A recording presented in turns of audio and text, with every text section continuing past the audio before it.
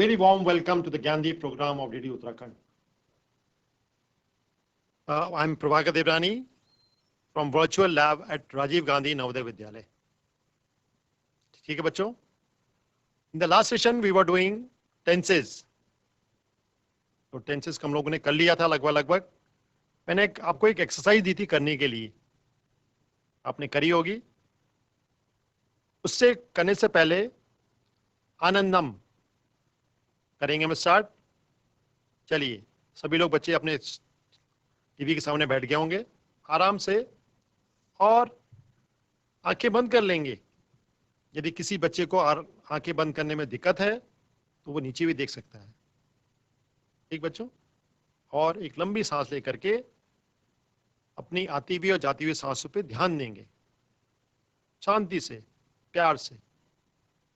चलिए, सांस बाहर आ रही है, सांस अंदर जा रही है. ठीक है बच्चों? Continue this for 1 or 2 minutes. ठीक. अब ये क्यों जरूरी है? क्योंकि यदि आपका मन चंचल है तो स्थिर होता है. आपका जो ध्यान है सहज तरीके से आप स्थिर होते हैं, मन स्थिर कर पाते हैं. ठीक. सांस अंदर आ रही है, सांस बाहर छोड़ रहे हैं आप. Continue this. चलिए, क्योंकि हमारे पास यहाँ लिमिटेड टाइम होता है तो हम बहुत कम कराते हैं आपको. स्कूलों में तो हम आपको 2 or 3 minutes के लिए करते हैं. तो ठीक है बच्चों, हमने आपको वापस come back. Now let me take you to the smart board, जहां मैंने आपको क्या दिया था? टेंसेस दिया था और आपको एक एक्सरसाइज दी थी.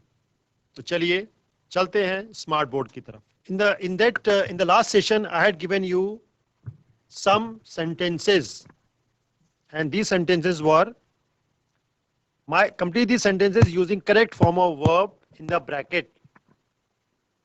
क्या थे वो sentences? My mother dash a nurse, she dash hospital. My brother dash speak French, but he dash not speak German. Third one, the Olympic Games dash be held after every 4 years. Fourth one, the sun dash set in the west. Fifth one, don't dash make a noise, the baby dash sleep. Sixth one, my mother dash cook tasty dinner for us yesterday. Seventh one, Simran dash talk to her friend tomorrow. ठीक है? तो ये sentences थे जिनकी जो verb है, verb की आपने proper form भरनी थी. be की, work की, speak की, not speak की, be की again, set की, make की, sleep की, cook की, talk की. तो जब आप sentence पढ़ेंगे आप समझेंगे, तब आपको आएगा कि भाई इन पर्टिकुलर ब्लैंक्स में क्या आना चाहिए. ठीक है? आपने कर लिया होगा. अब आप अपने आंसर चेक करेंगे. तो आंसर चेक करने के लिए मैंने आपको बता दिया है. I have given you the answers. तो पहले इसमें क्या होगा? My mother is a nurse, she works in a hospital. मेरी मदर क्या है? एक नर्स है. कहाँ काम करती है? हॉस्पिटल में काम करती है. तो वर्क की क्या आ गई? वर्क्स आ गया. बी की क्या आ गया? इज आ गया. Second one, my brother speaks French, but he does not speak German. ये क्या हो गया? नेगेटिव सेंटेंस भी आ गया इसमें. Speak, not speak का क्या आ जाएगा? Does not speak. In the same way, third one, the Olympic Games, क्योंकि बहुत सारे गेम्स होते हैं इसलिए क्या आ गया? बी की फॉर्म क्या आ गई? आर. बी की फॉर्म होती है is, am, are. तो यहाँ पर क्या आएगा? आर आएगा. The Olympic Games are held after 4 years. हर 4 साल बाद ओलंपिक गेम्स होते हैं. Fourth one, the sun sets in the west. ऐसे ही अगर मैं दूसरे सेंटेंस की बात करूं, the sun rises in the east. Rise का क्या हो जाएगा? राइजेस हो जाएगा. यहाँ सेट है तो यहाँ क्या हो गया? सेट्स हो गया. Fifth one, don't make a noise. यहाँ कोई चेंज नहीं होगा. क्यों? अगर आवाज मत करो. क्यों? The baby dash sleep. The baby is sleeping. सो रहा है बच्चा, बेबी सो रहा है. ठीक. सिक्स्थ में देखिए, क्योंकि यहाँ yesterday है, इससे पता लगता है कि भाई ये yesterday या मतलब बीता हुआ जो समय है, that is yesterday. तो कुक का क्या फॉर्म आएगी? Cooked. My mother cooked tasty food dinner for us yesterday. अगर मान लो यस्टरडे नहीं होता तो क्या होता? My mother कुक्स tasty dinner. ठीक, लेकिन यहाँ यस्टरडे आ गया, इसलिए क्या आ गया? क्या आएगा यहाँ पर? कुक्ड आएगा. In the same way, 7th, Simran will talk to her friend tomorrow. कल बात करेगी, आने वाला कल की बात कर रहा है वो. So will talk. ठीक है, तो ये सेंटेंसेस थे, 7 सेंटेंसेस आपने करे. आपको और अच्छा आपको समझ आएगा जब हम एक एक्सरसाइज और करेंगे. एक्सरसाइज क्या है वो? Complete these sentences using correct form of verb in the bracket. इसमें भी वही चीज है, बी की फॉर्म यहां भरनी है आपको, नॉट हैव यहां भरना है, पे hair, see here, take hair. Invite की प्रॉपर फॉर्म आपने यहां भरनी है, पनिश की प्रॉपर फॉर्म आपने यहां भरनी है. ठीक है. So if I dash a bird, अगर मैं चिड़िया होता, I would tease corrupt people, मैं जो करप्ट पीपल है उनको तंग करता, परेशान करता. You can't enter this building if you dash gate pass, तुम इस बिल्डिंग में एंटर नहीं कर सकते हो, ये तुम्हारे पास गेट पास नहीं है. तो India would be prosperous country if everybody dash tax, income tax honestly. ठीक. हैड यू बीन देयर, यदि तुम वहां होते, you dash everything. The wedding dash place next week. Sixth one, I would have attended your marriage if you dash me. Tomorrow, the principal dash the late comers. Punish. ठीक है, तो ये आप exercise है, आप साथ साथ मेरे करेंगे. आंसर्स क्या होंगे इसके? इसमें आंसर्स क्या है? If I was a bird, अगर मैं चिड़िया होता, if I was a bird I would tease corrupt people. तो बी की फॉर्म क्या आ गई? Was. You can't enter this building if you don't have gate pass. Not have का क्या बन गया? Don't have. India would be a prosperous country if everybody pays income tax honestly. Pay का क्या बन गया? Pays बन गया. Had you been there, you would have seen everything. अगर तुम वहां होते, had you been there. ठीक. So C का क्या बन गया? Would have seen. Fifth one, the wedding will take place next week. अगले हफ्ते ही wedding होगी, तो take का क्या हो गया? Will take होगी. Sixth one, I would have attended your marriage if you had invited me. तो invite का क्या बन गया? Had invited. ये सब mixed नहीं है, इसमें present continuous भी आ रहा है, past भी आ रहा है, future भी आ रहा है. Seventh, tomorrow the principal shall punish the late comers. Late comers को principal sir punish करेंगे. So इस प्रकार से हमारा टेंसेस यहां पर खत्म होता है. ठीक है, टेंसेस हम लोगों ने कर भी लिए हैं, आपने इंडेफिनिट भी करा, प्रेजेंट कंटिन्यूअस भी करा, परफेक्ट भी कर लिया, परफेक्ट कंटिन्यूअस भी कर लिया हम लोगों ने. उसके हमने 2 एक्सरसाइज भी कर लिए, असाइनमेंट भी कर लिए, तो काफी आपको आ गया होगा. चलिए अब हम नेक्स्ट टॉपिक पे चलेंगे.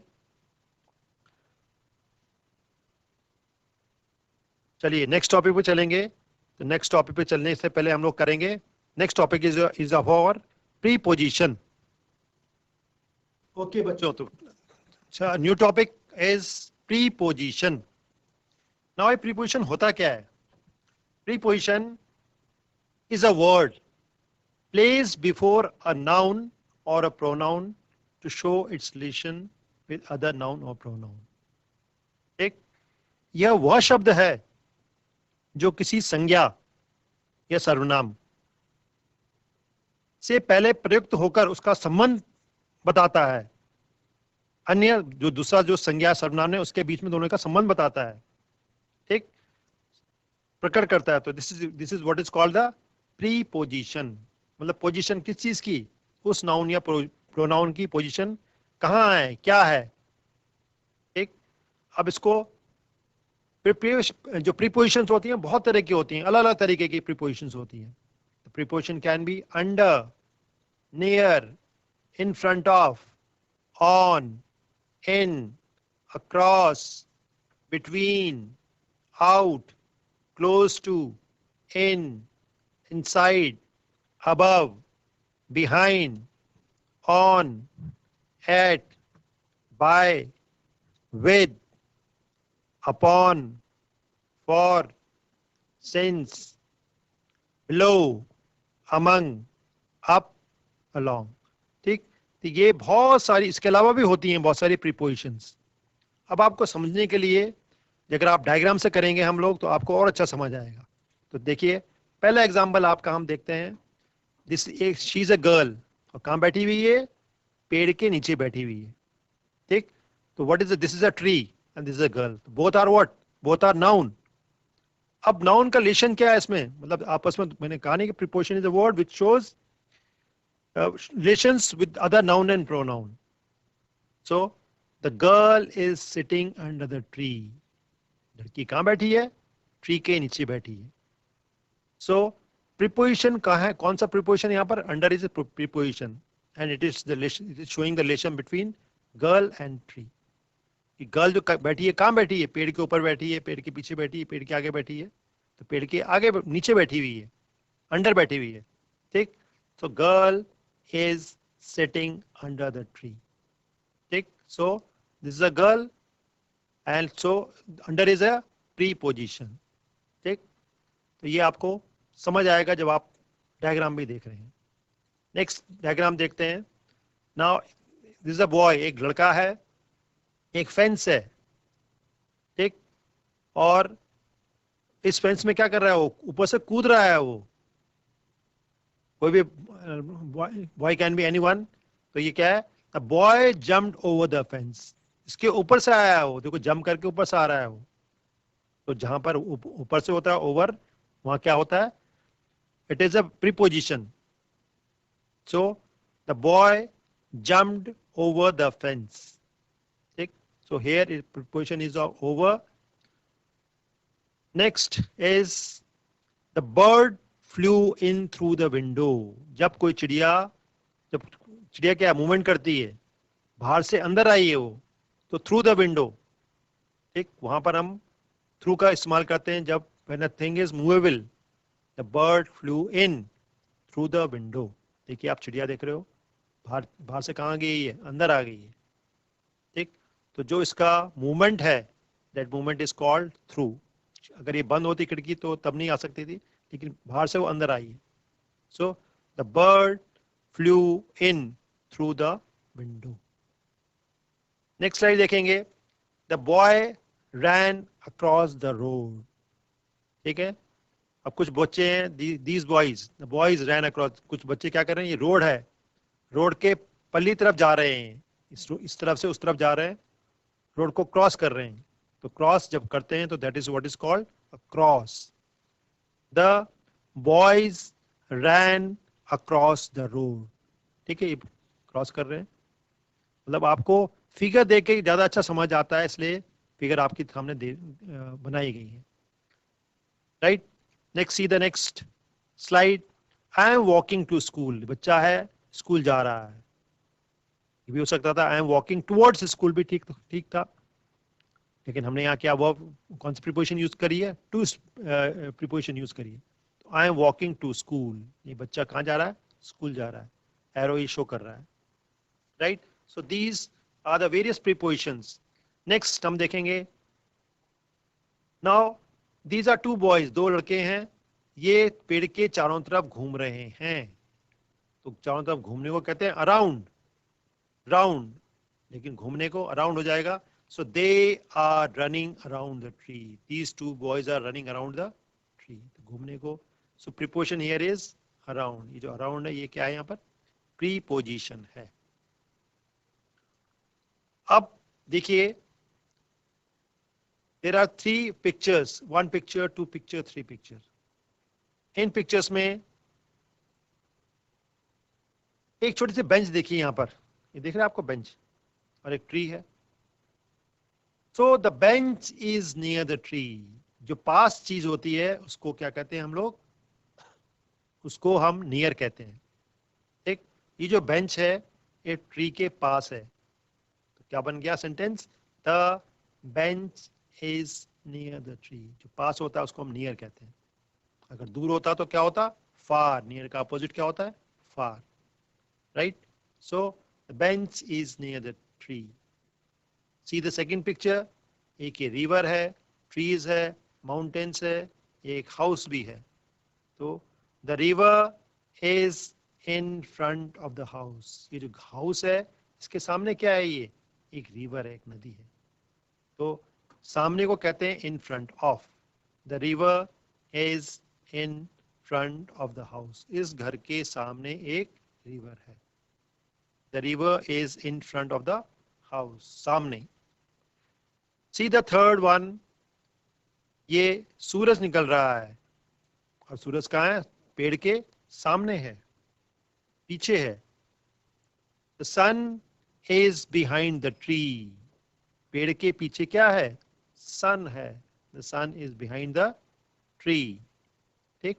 तो near, in front of, behind, ये सब क्या है? ये सब प्री पोजीशन है. पोजीशन बता रहे हैं रिवर की और हाउस का, ट्री का और बेंच का, ट्री का और सन का. मतलब अब जो सन है और ट्री है कहाँ है? बिहाइंड है. रिवर और हाउस कहाँ पर है? इन फ्रंट है. ट्री और बेंच कहाँ पर है? नियर है. ठीक. It is showing the relation of noun with other noun, with pronoun with other pronoun. चलिए नेक्स्ट पिक्चर देखेंगे. ये एक बुद्धा है, बुद्धा की स्टेचू है, छोटी सी फेस है. ये कहां पर है? एक टेबल है, टेबल के ऊपर रखा हुआ है. तो Buddha's face is on the table. Table के ऊपर अगर हम कहते हैं तो उसको हम क्या कह रहे हैं? ऑन द टेबल कहते हैं. Second one, the sweet is in the plate. एक स्वीट है, मिठाई है, प्लेट है, प्लेट के ऊपर क्या रखी गई है? स्वीट रखी गई. ठीक. तो बुद्धा's फेस भी नाउन है और टेबल भी नाउन है.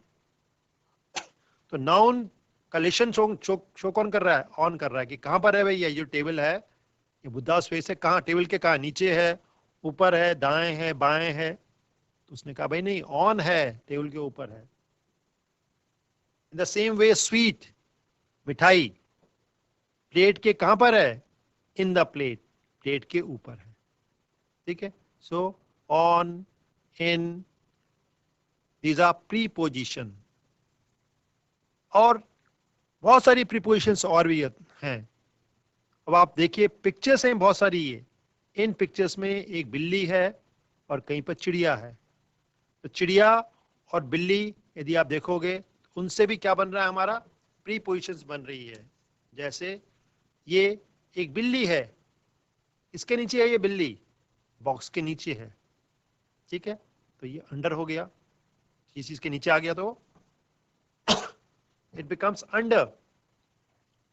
ये एक चिड़िया है, ये चिड़िया किसी दो डब्बों के बीच में बैठी हुई है. ठीक है.